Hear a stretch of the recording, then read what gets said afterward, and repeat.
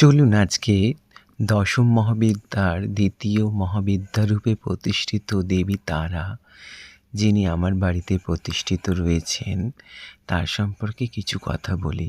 তবে আরেকটা কথা বলি যে আজ কিন্তু অমাবস্যা, আর সেই অমাবস্যা উপলক্ষেই দেবীর স্পেশাল পুজো আমি নিবেদন করেছি।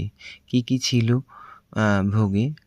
প্রথমেই বলি যে চিড়ে তো ভোগ তো ছিলই, সঙ্গে ছিল কিন্তু ফল ফলাদি এবং সামান্য মিষ্টান্ন এবং ফুল সামগ্রী, এবং সঙ্গে ছিল নৈবেদ্য, এবং সঙ্গে ছিল মায়ের পুজো আরতি এবং জলশুদ্ধি, পুষ্পশুদ্ধি, যেগুলো নিত্যদিনের পুজোয় আমায় করতে হয় সেরকমই। সঙ্গে ছিল মায়ের বিশেষ জব। যাই হোক, এই প্রসঙ্গে বলি যে মা কিন্তু প্রতিনিয়তই আমাকে সাহায্য করে যান আমার জীবনে। শুধু আমার নয়, আমার বাড়িতে যারা আসেন তাদের প্রত্যেককেই মা উদ্ধার করে থাকেন, এবং সেই জন্য প্রত্যেকে একটা বিশ্বাস নিয়ে মায়ের কাছে আসেন মায়ের পুজো পাঠ দেখতে এবং মায়ের কাছে তাদের মনের কথা জানাতে।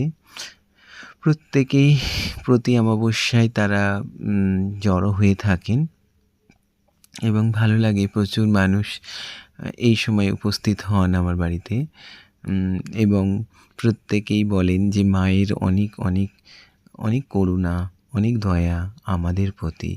যাই হোক, মায়ের আরতি চলছে, আপনারা দেখতেই পাচ্ছেন, সঙ্গে কিন্তু চলছে মায়ের পুজো পাঠও। তো যাই হোক, ভালো লাগে যখন প্রত্যেকটা মানুষ এসে বলে যে মা এখানে বড় জাগ্রত, মা আমার এই মনস্কামনা পূর্ণ করেছে।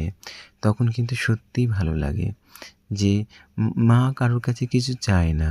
আমরাই ভালোবেসে হয়তো মাকে অনেক কিছু দিই, কিন্তু মা সবসময় আমাদের সাথে থাকেন।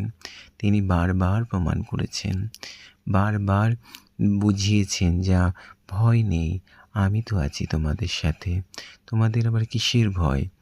তো যাই হোক, আজকের ভিডিওটা আজকে বিশেষ যেহেতু অমাবস্যা ছিল, তো সেই উদ্দেশ্যে